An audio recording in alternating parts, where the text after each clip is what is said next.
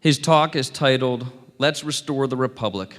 He is president and founder of the Future Freedom Foundation. Please welcome Jacob Hornberger.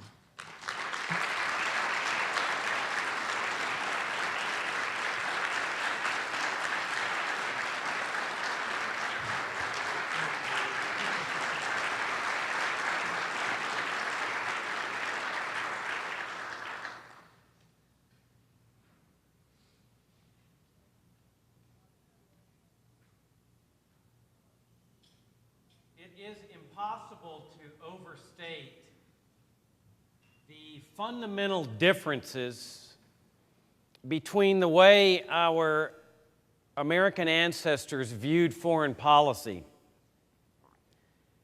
and the foreign policy philosophy that guides America today. The philosophy of our ancestors was nicely summed up in the 4th of July address that John Quincy Adams made to the United States Congress in 1821. Adams said, in essence, look, there's a lot of bad things that happen all over the world. There's dictatorships, tyranny, starvation, famine, economic oppression. But he said, what's special about this country, the United States of America, is that the government of this country does not go abroad in search of these monsters to destroy, the words he used.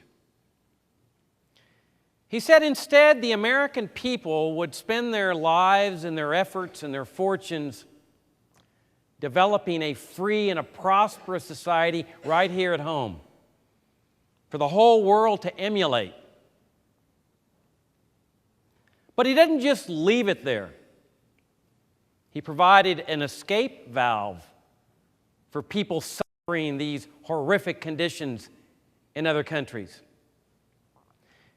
He said, let the word go forth all over the world to people in dungeons, starving to death, that while this government will not come with its bombs and missiles and soldiers to free you from these conditions, that if you have the will and you have the means to escape your condition, while every other nation on earth might reject you and send you back to those conditions, you need to know that there's at least one country in this world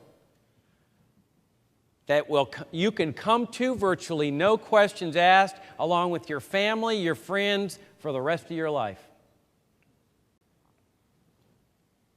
In the process of developing this free society, nothing mattered more to our American ancestors than the idea of individual freedom. They brought into existence this government, but they didn't trust this government. They didn't trust the likes of George Washington, Ben Franklin, Thomas Jefferson. They didn't think anyone could be trusted with power. So they bring into existence this national government, but say, these are your powers. They're limited, they're enumerated. If your power doesn't exist here, you cannot exercise it. Imagine that. People telling government officials what they could and could not do. And even that wasn't enough, because the American people, our ancestors, people just like you and me, said, we still don't trust these people. We want a Bill of Rights that expressly enumerates fundamental rights that you cannot interfere with. Freedom of speech, freedom of the press, the right to assemble, the right to keep and bear arms. But on top of those were the great civil liberties. The liberties that had been carved out through the efforts of men and women who had resisted government tyranny, that is, resisted the efforts of their own government to punish their own citizens. Rights that go all the way back to Magna Carta, when the great barons of England held King John at the point of a sword and made the king admit that his powers were limited. The great rights of habeas corpus, the linchpin of a free society. You cannot have a free society without habeas corpus.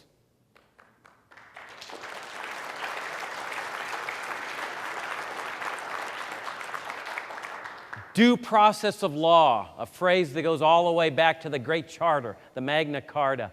Trial by jury, right to counsel, right to confront witnesses, right to be free from unreasonable searches and seizures. Notice, all these rights carved out in resistance to the government power to come after its own citizens in criminal prosecutions.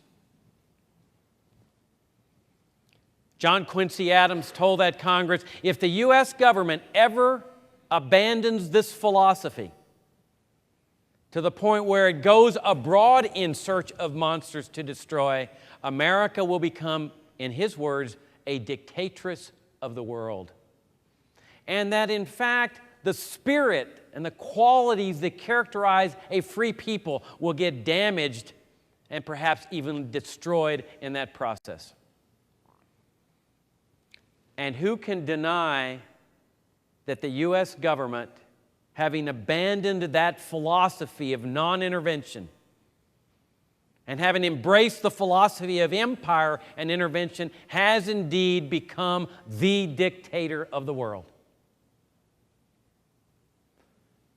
What other regime has the power to go into any country on earth and kidnap its citizens with impunity through the power of the president's private secret army, the CIA? And that's what it is. It's his army.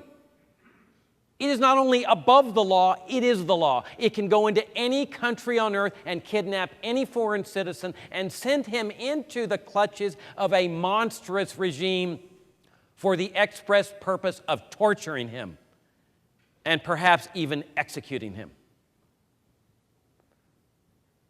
Or better yet, to send them into this chain of secret CIA prison camps for the purpose of torture, or perhaps extrajudicial execution, at least disappearance. Camps whose location we, the people, are not permitted to know, and neither are our elected representatives in Congress. Having abandoned this philosophy of non-intervention, the U.S. government has become the international policeman, intervener, interloper, invader, provider, sanctioner, embargoer,